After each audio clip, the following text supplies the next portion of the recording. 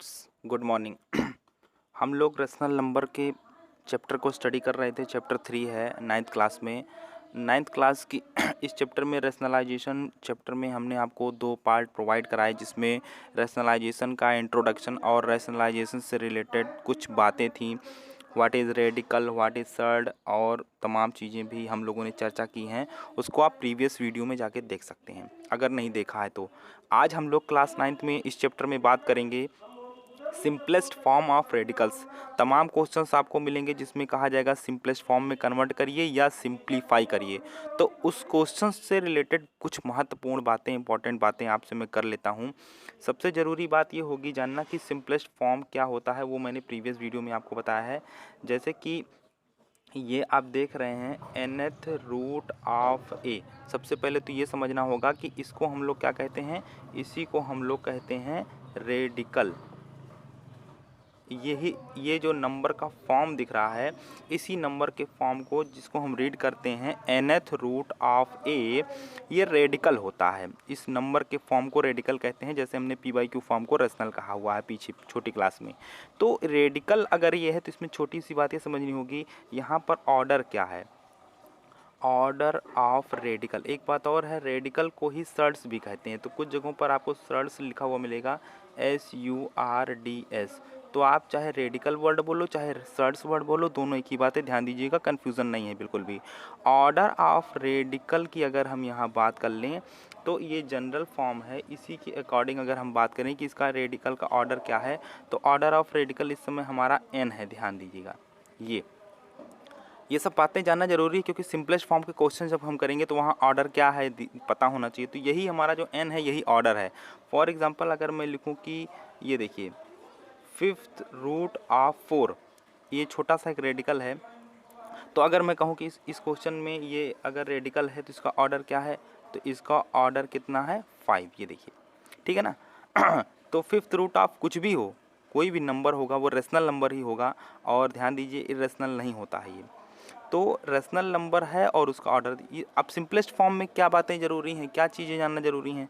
Simplest form में ये होता है कि आपको पीछे बताया गया था सिंपलेस्ट फॉर्म की कंडीशंस क्या क्या होती हैं, सारी बातें प्रीवियस वीडियो में, फिर भी यहाँ चर्चा करेंगे। सिंपलेस्ट फॉर्म होने के लिए ये ज़रूरी है कि जो हमारा, ये देखिए, ये nth रूट ऑफ एनी अगर ये है नंबर, ये कोई नंबर है, तो इस नंबर में तमाम फैक्टर होंगे, फैक्टराइजेशन होंगे। आपको ये ध्यान देना है कि यहाँ पर अगर ऑर्डर n है रेडिकल का, तो nth पावर का कोई फैक्टर नहीं होना चाहिए, ठीक है ना। अगर वो n पावर का फैक्टर होगा तो हम उसको इंडेक्स फॉर्म में कन्वर्ट करके सिंप्लीफाई करेंगे। तो स्टूडेंट्स, आप मेरी बात समझ गए होंगे। मैं क्या कहना चाह रहा था कि अगर रेडिकल का ऑर्डर n है और उसके अंडर में कोई रेशनल नंबर nth पावर का है, तो ये जो फॉर्म देख रहे हैं ये सिंपलेस्ट फॉर्म नहीं है।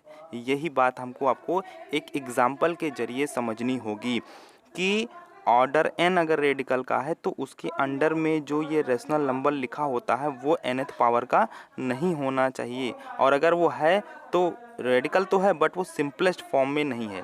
एक एग्जांपल लेते हैं, 1875 और रेडिकल का ऑर्डर है हमारा 4, ठीक है ना। अब कोई कहे कि ये सिंपलेस्ट फॉर्म में है कि नहीं है, तो इसको जानने के लिए हमें सबसे पहले क्या करना होगा, इस 1875 का जो है, तो ये एग्जाम्पल 1875 जो है ऑर्डर 4 रेडिकल का, इसको हम लोग आइए देखते हैं ये सिंपलेस्ट फॉर्म में है कि नहीं है। 1875 को हम पहले क्या कर लें, इसको फैक्टराइज कर लें। तो देखिए फैक्टराइज किया जा रहा है। एट फर्स्ट ये 2 से डिविजिबल नहीं होगा, 3 से डिविजिबल होगा। 3 से डिवाइड करते हैं तो 3 6 जा 18, 3 2 जा एंड 3 5 जा। अब ये भी जानते हैं आप 5 से डिवाइड होगा, तो 5 से अगर इसको डिवाइड करें तो 5 1 जा 5, 5 2 जा 10, 5 5 जा 25। फिर 5 से डिवाइड करते हैं तो 5 2 जा एंड 5 5 जा। फिर 5 से डिवाइड करते हैं तो 5 5 जा एंड देन फाइनली लास्ट में 5 1 जा। यानी अगर हम बात करें 1875 की, तो 1875 का फैक्टराइजेशन आप देख पा रहे हैं कि 3 जो है वो 1 टाइम है, मीन्स 3 मल्टीप्लाई 5 कितनी टाइम्स है, 5 4 टाइम्स है, 1 2 3 4। तो हम इसको लिखेंगे 5 टू द 4 यानी 5 मल्टीप्लाई 4 टाइम्स। तो अब हमने इसको इंडेक्स फॉर्म में कन्वर्ट कर लिया है, एक्सपोनेंट फॉर्म में कन्वर्ट कर लिया है, जिसे आप पावर फॉर्म भी कह सकते हो। तो अब जरा गौर करिए कि ये जो 1875 है वो हमें आंखों के सामने दिख रहा है 3 मल्टीप्लाई 5 टू दी पावर 4। तो जो ये हमारा रेडिकल है, जो हमारा क्वेश्चन है जिस पर हम चर्चा कर रहे हैं कि ये सिंपलेस्ट फॉर्म में है कि नहीं है, तो अब आप खुद ही देख लिए कि हमारा जो रेडिकल है उसका आर्डर 4 है और 1875 की वैल्यू जो आई है फैक्टर फॉर्म में वो आई है 3 मल्टीप्लाई 5 टू दी पावर 4। तो मैं यही तो समझा रहा था आपको कि ये देखिए आर्डर हमारे रेडिकल का 4 है और अंदर जो फैक्टर आ रहा है उसकी भी पावर 4 है। तो ये इससे पता चला कि ये हमारा सिंपलेस्ट फॉर्म में नहीं है, यानी जितना आर्डर यहाँ पर होना चाहिए उससे कम ही पावर अंदर होनी चाहिए। अगर उसके बराबर है या उससे ग्रेटर है तो ये हमारा सिंपलेस्ट फॉर्म में नहीं है। ऐसे केस में अब ये तो पता चल गया कि ये सिंपलेस्ट फॉर्म में नहीं है, तो इसको सिंपलेस्ट कैसे करोगे? इसको सिंपलेस्ट करने के लिए आप जानते हैं कि जो ये रेडिकल्स के साइन होते हैं, मतलब फोर्थ रूट या क्यूब रूट या स्क्वायर रूट, जो भी सिंबल्स हैं ये हमारे डिस्ट्रीब्यूशन को फॉलो करते हैं। लेकिन कब फॉलो करते हैं? जब हमारा रिश्ता, हमारा जो रिलेशन होता है वो मल्टीप्लाई का होता है या डिवीज़न का होता है। तो यहाँ पर चूँकि फैक्टराइजेशन किया है तो ये मल्टीप्लाई का रिलेशन है, इसलिए ये जो रेडिकल साइन है ये डिस्ट्रीब्यूट हो जाएगा। तो कैसे हो जाएगा? 3 का जो है अलग रेडिकल लग जाएगा और 5 टू दी पावर 4 का अलग लग जाएगा। ये देखिए दोनों डिस्ट्रीब्यूट हो गए, क्योंकि ध्यान दीजिए ये जो रेडिकल साइंस हैं ये हमारे डिस्ट्रीब्यूट होते हैं और कंबाइंड होते हैं। तो अब 3 रूट, ये फोर्थ रूट ऑफ 3 लिखेंगे इसको हम लोग, जैसे लिखा है बिल्कुल वैसे ही लिखेंगे, फोर्थ रूट ऑफ 3। और इसका वैल्यू क्या हो जाएगा? इसका वैल्यू 5 हो जाएगा।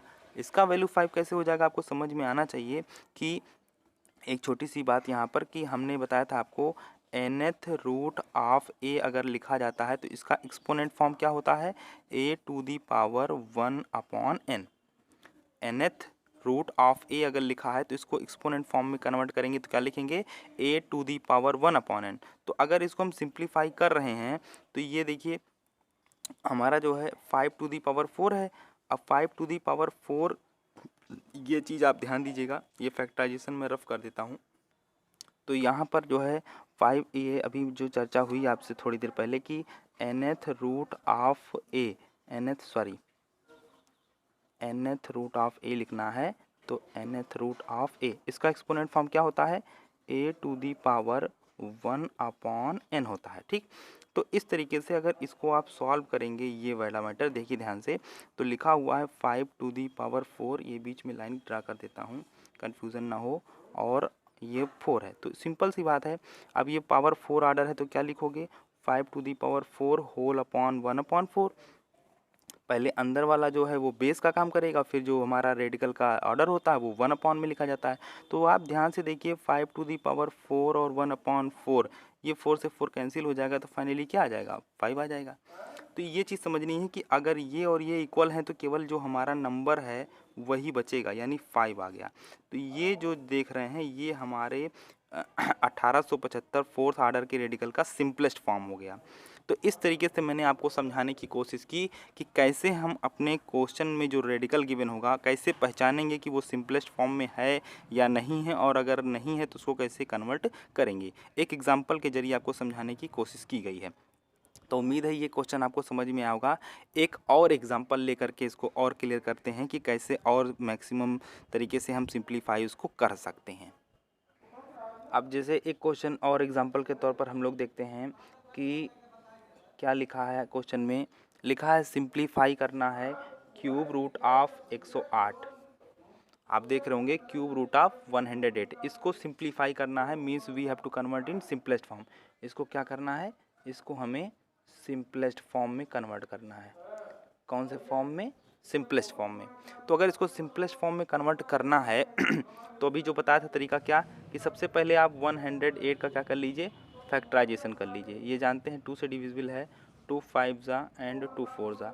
फिर 2 से डिवाइड करिए, 2 2 जा 4 और 2 7 जा 14।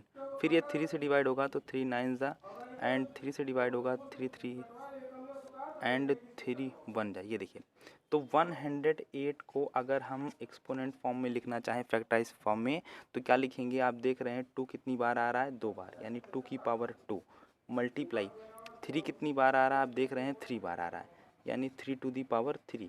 तो ये हो गया फैक्टराइजेशन। अब एक चीज़ यहाँ समझिएगा, क्वेश्चन में हमारा ऑर्डर कितना है 3, किसका, रेडिकल का।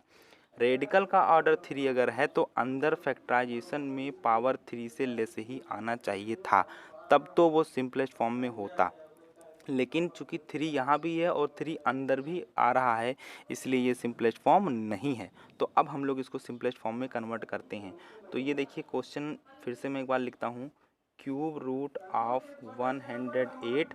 अब हम लोग इसको क्या करेंगे, 108 की वैल्यू पुट करेंगे, जो कि आप देख रहे हैं। तो 108 की वैल्यू पुट करेंगे और यहाँ पर ऑर्डर 3 का रेडिकल है 2 square and multiply 3 to the power 3। मैंने क्या समझाया कि ये रेडिकल साइन जो होता है वो डिस्ट्रीब्यूट हो जाता है, आप इस बात को समझिए। तो यहाँ पर दो पार्ट हैं, फर्स्ट एंड सेकेंड, तो ये रेडिकल साइन दोनों पर अलग अलग डिस्ट्रीब्यूट हो जाएगा।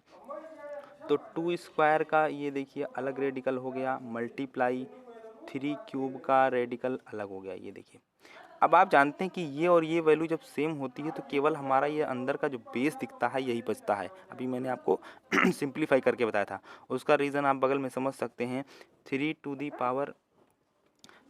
पावर 3 है और होल टू दी पावर क्या आएगा, यहाँ पर जितना भी लिखा रहता है उसको 1 अपॉन करके लिखा जाता है। तो ये 3 का 3 से मल्टीप्लाई जब करोगे तो क्या आएगा, ये वाला 3 कैंसिल हो जाएगा, यानी क्या बचेगा, केवल 3 बचेगा। ध्यान दीजिएगा, ये और ये कैंसिल हो जाएंगे क्योंकि मल्टीप्लाई का रिलेशन है। तो ये 3 हो गया, इसको आप 3 लिख दोगे और इसको एज इट इज़ यानी 4 है, ये 4 है और यहाँ पर देखिए क्यूब रूट। तो क्यूब रूट ऑफ 4 एंड 3 यानी फाइनली इसको क्या लिख सकते हैं कि 3 मल्टीप्लाई क्यूब रूट ऑफ 4।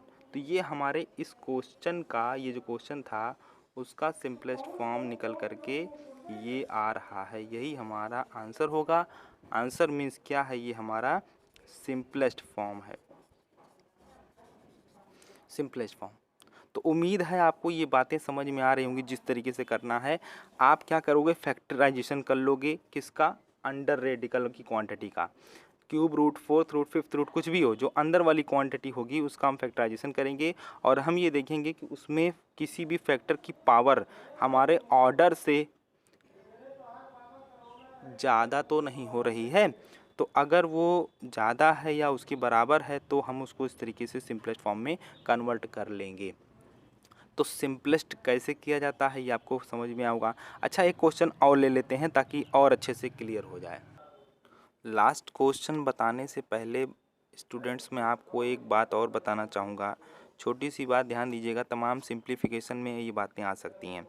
जैसे कि पता तो आपको है ही, फिर भी ध्यान दीजिएगा।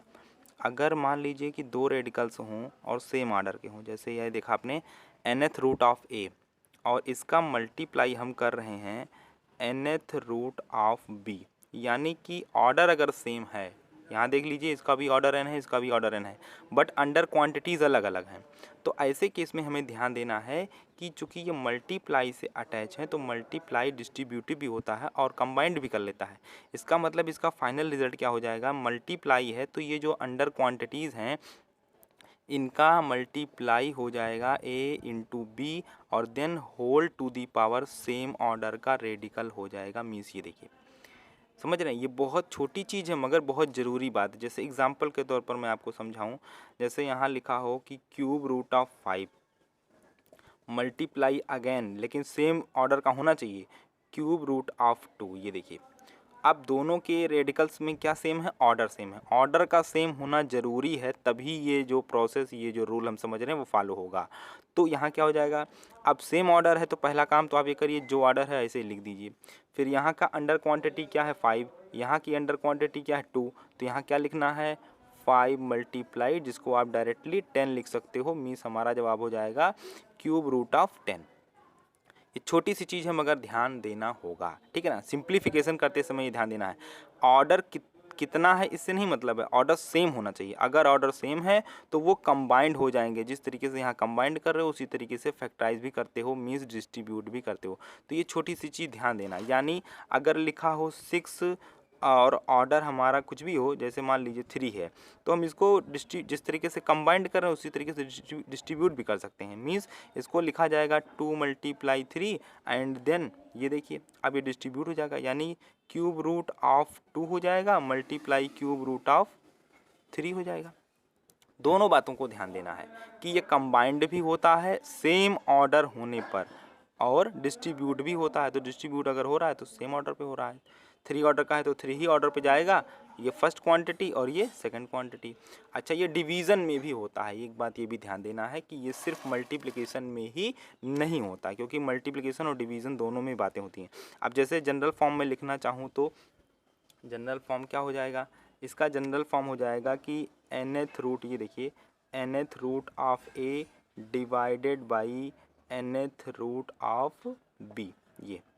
अच्छा, इसी को कैसे और भी लिखते हैं, इसी को ऐसे भी लिखते हैं कि आप देख रहे होंगे nth root of a upon nth root of b। ध्यान दीजिएगा, ये nth रूट है, ये nth रूट, तो दोनों का रूट ऑर्डर सेम है, तो ये चाहे ऐसे लिखिए और चाहे ऐसे लिखिए, बात बराबर है। दोनों का परिणाम क्या होगा, परिणाम ये होगा कि जो ऑर्डर सेम है इसलिए हमारा a अपॉन b एक साथ हो जाएगा, वो भी सेम रेडिकल ऑर्डर पे। ये देखिए, तो ये छोटी सी बात ध्यान देना। इसका भी एग्जांपल मैं दे दूं तो इसका भी एग्जांपल मैं आपको ऊपर यहीं पर छोटा सा दे देते हैं एग्जांपल। ये देखिए, जैसे अगर लिखा हो क्यूब रूट, ये देखिए क्यूब रूट ऑफ मान लीजिए 5 है और नीचे भी क्यूब रूट है, क्योंकि सेम ऑर्डर होना चाहिए, क्यूब रूट ऑफ 4 है ना, दिख रहा होगा, cube root of 5 upon cube root of 4। तो रिजल्ट क्या आ जाएगा, रिजल्ट ये हो जाएगा कि 5 अपॉन 4 एक साथ हो गया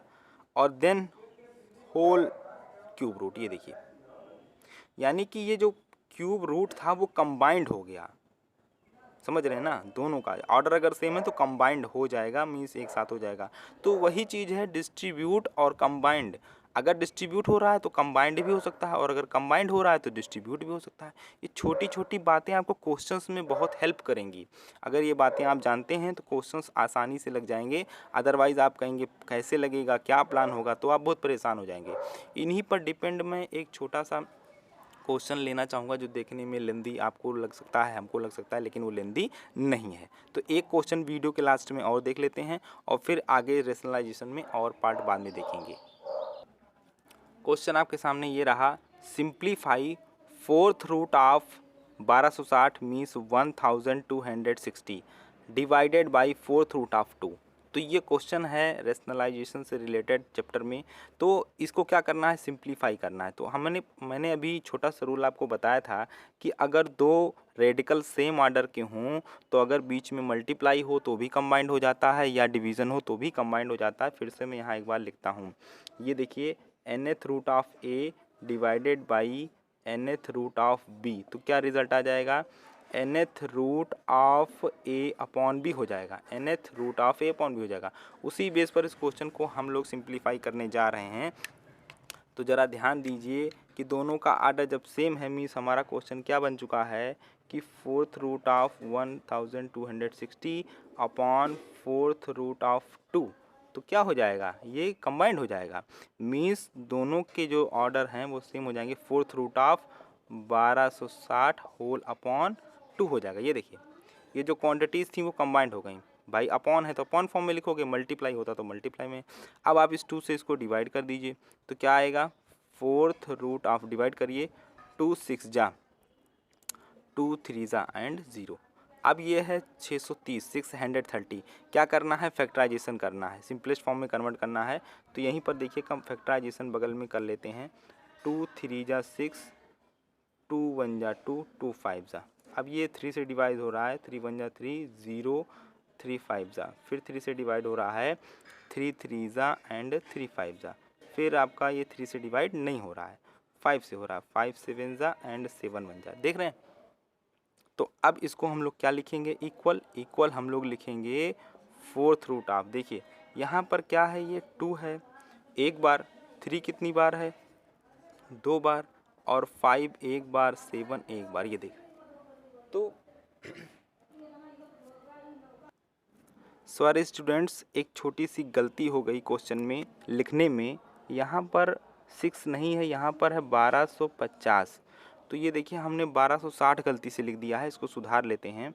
यहाँ पर 5 हो जाएगा तो 1250 हो जाएगा, ये देख रहे हैं, और यहाँ पर भी हमें 1250 50 लिखना होगा और तब 2 से डिवाइड करेंगे तो क्वांटिटी दूसरी आएगी। 1250 से अगर हम डिवाइड करेंगे तो क्या आएगा, फिर से डिवाइड करिए, 2 6 जा 2 2 जा 4 एंड देन 2 5 जा 10, तो ये क्वांटिटी आएगी। वो गलती से 6 के बजाय 5 के बजाय 6 लिख गया था, तो उसको थोड़ा सा करेक्ट कर लेंगे। तो अब ये हमारा क्वेश्चन है, देख रहे हैं, बस वहाँ 5 लिखना था, 6 लिख गया था गलती से, उसको करेक्ट कर लेना है। तो यहाँ पर 625 आ जाएगा। अब हम 625 का फैक्टराइजेशन करेंगे, जो कि यहाँ पर किसी और का कर दिया गया था।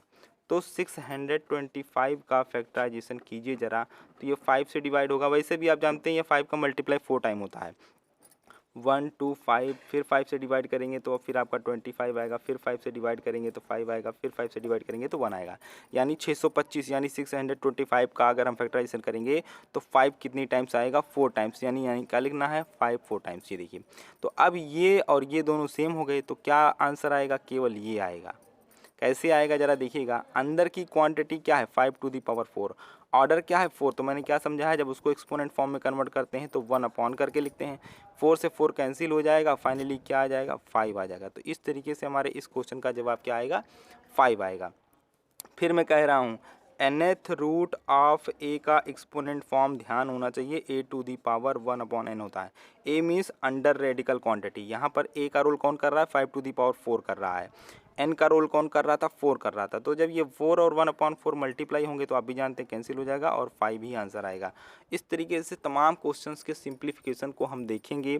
सिंप्लीफाई करना है किसको, रेडिकल्स को या सर्ड्स को। तो ये छोटी छोटी बातें अगर आप ध्यान देंगे तो आपको सिंप्लीफिकेशन में दिक्कत नहीं होगी। फिर भी जिस क्वेश्चन में जिस मुद्दे पर प्रॉब्लम होगी वो आप कमेंट बॉक्स में अपना बताएंगे ही। तो तब तक के लिए इतना ही, और मैं इसके इंट्रोडक्शन पार्ट को प्रीवियस वीडियो में बताया हूँ, वो अगर आप नहीं देखते हैं तो थोड़ा प्रॉब्लम आ सकती है। इसलिए जो लोग इस वीडियो को देखने से पहले प्रीवियस वीडियो को ना देखे हों वो पहले उनको देखें, तब ये बातें और अच्छी समझ में आएंगी। तब तक के लिए इतना ही, धन्यवाद।